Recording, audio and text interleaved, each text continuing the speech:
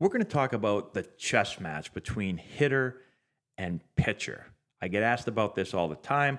I'm going to go in the Wayback Machine here to my at bats, and I want to try to put you in the mind of a hitter that's facing a pitcher that you've faced before, and what goes through your head as you're gathering more information on that pitcher. And if you're a pitcher, you can just kind of flip this. So I'm going to talk a lot in the hitting perspective because I was a hitter. I might bounce back and forth for you guys as well.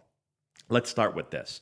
In today's game, there are tons of numbers out there if you're a major league player, even a minor league player. And even in the college game, there are so many more numbers than there have ever been before. And so when you get into an at-bat as a hitter and as a pitcher, you're going to have a ton of data on the player. So if I'm a batter, I know when I go into the game what the pitcher's velocity is, what pitches they like to throw, the percentage that they throw them in, the counts that they like to throw them, the locations that they like to throw them, what's the spin rate, what's the movement profile of the pitch, how does each pitch move, what's the release height of the pitcher, what's their extension to the plate, because that's going to change the way the ball feels like it's coming into me, what's their arm angle, what side of the rubber do they throw on, and we could just keep going on and on and on. There are so many numbers that hitters are given, and it's the same thing for pitchers. Pitchers understand what the hitter likes, what he doesn't like, what he swings at, what he takes, where does he slug the ball, where does he not slug the ball, where are the holes in his swing. There are so many numbers. So you go into matchups with all of these numbers. But I think the important thing to keep in mind is every pitcher is different and every hitter is going to see that pitcher differently. You could put two hitters up there, two right-handed hitters, and they could see that pitch totally different. We didn't even talk about deception and how certain pitchers are more deceptive than others, but for certain batters, they might be even more deceptive. So it's not uncommon for me and another righty that are both 6'1" righties. We both go up and hit against the guy. I don't see the ball very well at all. He sees the ball really well. Like, that's happened a ton. Guys have come back and been like, oh, you can see a slider really well. It looks like this. And then I go up and see it, and I'm like, I don't see it very well. And vice versa. Now, you go into an at-bat with all that information. Now, when you're in the at-bat, now you're starting to see, okay, what do my eyes tell me? And also think about this. You're probably a player that doesn't have any of those numbers available to you. And I think back to my career when I played, I didn't have any of these numbers available to us. Like our scouting reports back in the day, the big leagues, it was like, okay, he throws this percentage curveballs in this count, he throws this percentage fastballs. And then we knew like how hard the pitcher threw. And that was about it. We really didn't know much more than that. There was really very, very few numbers that we went through before the game. And so we used to like journal a lot. That was a big thing. And some players still do that, but we used to journal a lot, especially in the minor leagues. So when you face a guy, when you're done facing him, you would write down in your journal, how did he attack me? What did he throw? How did I see the ball? And so you could look back as you face a guy more and more and see kind of like, how does this guy pitch me? Which I think is super important, and I would do that if I was a player. But now let's get back to stepping in the box. Okay, so whether you have all those numbers or you don't have those numbers, now the chess match begins. And so I'm going to first see, how do I see his fastball? And what type of fastball is it? Is it one of those fastballs that feels like it really rides, where the ball comes in and you think you see it here, and then you go to swing and you're under the ball? Or is it a ball that has a little bit more sink or a little bit more run into your hands? Because that's all going to change your approach of how you hit it. Let me give you a couple examples.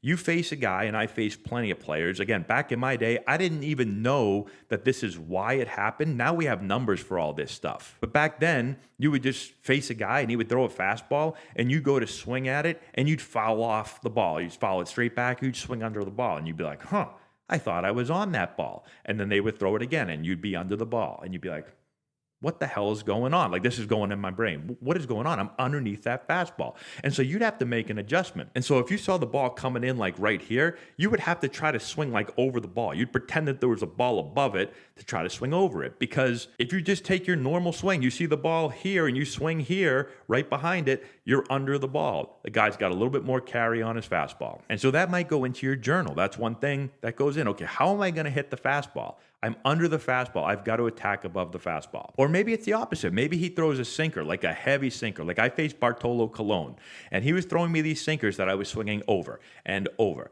and over. I kept swinging over. And so what do I have to do? I have to make an adjustment. I have to feel like I'm going to hit the bottom of the ball. I might say, you know what, today I'm literally going to try to fly out to the center fielder, because if I don't, I'm going to swing over the ball. I'm either going to smash it into the ground or I'm going to swing over it and miss it. And so maybe I say, if I make it out, I'm not making it on the ground. I have to make it in the air. And if you think hit it in the air against Bartolo, you might actually hit a line drive. And so these are some of the things you're starting to think about. If the guy's ball really works horizontally, his fastball really comes back. Let's say it's a righty pitcher, I'm a righty hitter, and the ball really comes into me. Well, then, it might take me a pitch or two. I see the ball and I go, oh, wow, that ball's got a ton of horizontal movement into me.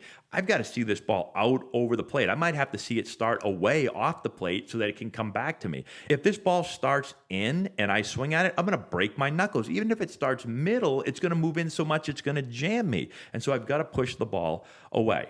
So you're taking all of this information with your eyes and you're starting to formulate a game plan. And then you're going to his off-speed pitches. What pitches can he command? How do they break? If he can command it, well, then I might have to hit it early in the count. If he can't command it, then I might just say, you know what, forget about that pitch. He can't command his breaking ball, his slider, whatever it is. We're going to just scratch that. I'm just going to look fastball. I don't believe this guy can land his breaking ball for strikes, so why am I going to honor it? Does he have a nasty two-strike pitch? Does he have a splitter that he can strike me out on? I face plenty of guys where I get up there and I see the splitter, or I swing at the splitter and I miss it by a foot or two, and all of a sudden I change my complete game plan. I might have went up with one game plan and then I swing at that splitter and miss it and I go, oh boy, I cannot hit that splitter. I'm not going to sit on it because I can't hit it. So what am I going to do? I'm going to get way more aggressive. I'm going to be ready to hit the fastball early because I don't want to get to a two-strike count because I can't hit this guy's splitter. It makes no sense. So I used to be a super patient hitter, but if I got up there and I recognized right away that is a nasty slider right there, or that is a nasty splitter, I do not want to see that pitch late in the at-bat.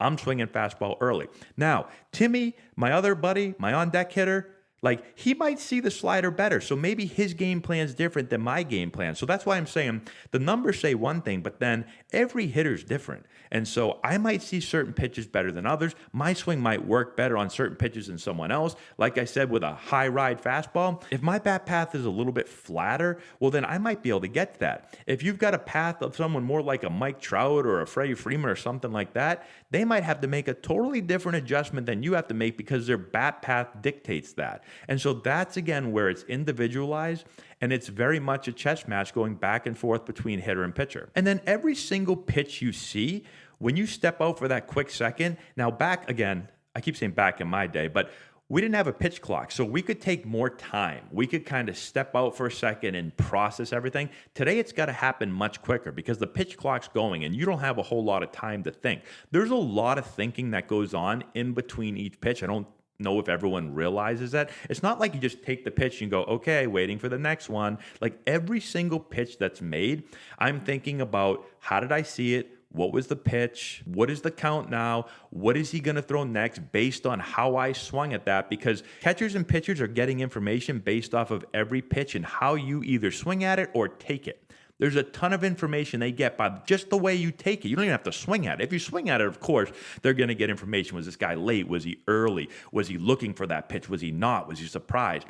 But then if you take it, same thing. How did he take that? Was that a comfortable take? Did he look like he was on it? Did he see it well? Did he not see it well? There's tons of information that is being gathered by both the catcher and the pitcher, and that's going to determine how they throw the next pitch. So again, they've got a scouting report on you, and it might say this guy hits the fastball well, doesn't hit the breaking ball well, super aggressive, super passive, likes the ball middle, likes the ball away, likes the ball in. They have all this information, but then they're also judging, okay, how did he put a swing on the pitch? Was it a good swing? Because again, just because I might struggle against right-handed sliders, maybe this pitcher with the right-handed slider, maybe I see that pitch well. Like I said, I don't like great sliders and I don't like splitters from right-handers, but there's been guys that have thrown sliders to me, right-handers, and I'm like, oh, I see that pitch fine. And then other guys, I'm like, I can't see anything. And this is for every pitch of every different pitcher. I faced plenty of guys like Daniel Bard. I couldn't see anything Daniel Bard threw. Daniel Bard could have thrown beach balls up to me at the plate. I'm not going to hit him. I don't know why. I don't see the ball well off of Daniel Bard.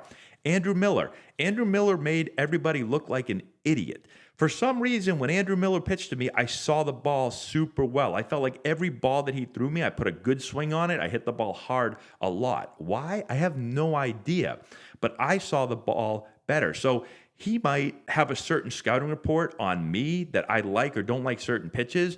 But when we face each other, you can throw some of those other numbers out the window because now it's a chess match between me and you. And so you might have numbers on what I did against Billy and Johnny and Jimmy and Robbie and all those other left-handed pitchers, but me and you might not have played chess before, and now we're playing. And so you're going to learn real quick how I react to your moves and to your pitches. And then you're going to adjust based on when you throw it. Again, what type of swing do I put on it? Do I take it? Do I take it calmly? Do I take it like, oh man, that surprised me, right? What pitches do I swing at? Did I chase balls? So if you throw me first pitch slider down and I chase it versus you throw me first pitch slider and I take it, now your game plan's going to change. So I chase first pitch slider down. You're going to judge, was that a good swing or was that not a good swing? Did I look like I was on it or was I not on it? And then you're going to put that away in your memory bank and you're going to go, okay, maybe I go back to that pitch with 2 strikes because he didn't look very comfortable on it. Or if I just missed it or it looked like I was on it, you might say, okay, maybe I don't go to that pitch. He seems like he's on it. He seems like he's looking slider here. Maybe I go fastball in. So everything's constantly changing off of how I'm reacting to your pitches. And then when that bat is over, I'm going to go sit on the bench and I'm going to go through the at-bat and go, okay, he started me off with a slider down and I did this. And then he went fastball in and I did this. And then he went fastball up and I did this. Then he went change up and then he tried to get me out with a back foot slider.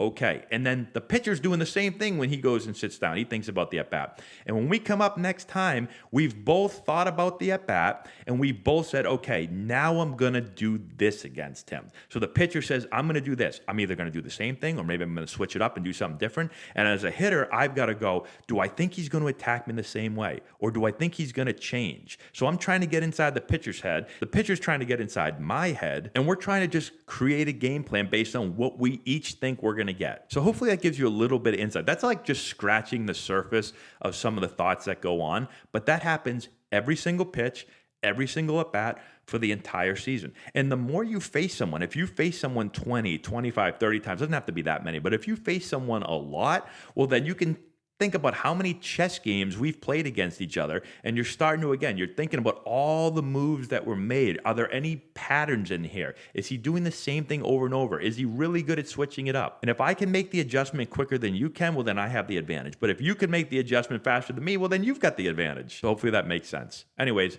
let me know what you think in the comment section below. That's all I got. Subscribe to the channel, hit the notification bell, give it a thumbs up, all that good stuff, and we'll talk to you later.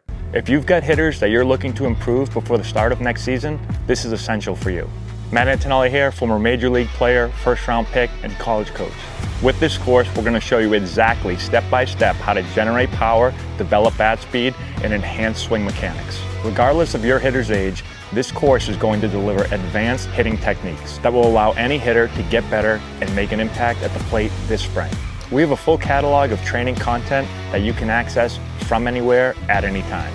This course is perfect for players, parents, coaches, instructors, and more. Our course has helped hitters all over the country at different competition levels, and the feedback that we've received has been outstanding. The work you put in now will drive your success at the plate this spring. Get the essential knowledge that you need to take your game to the next level.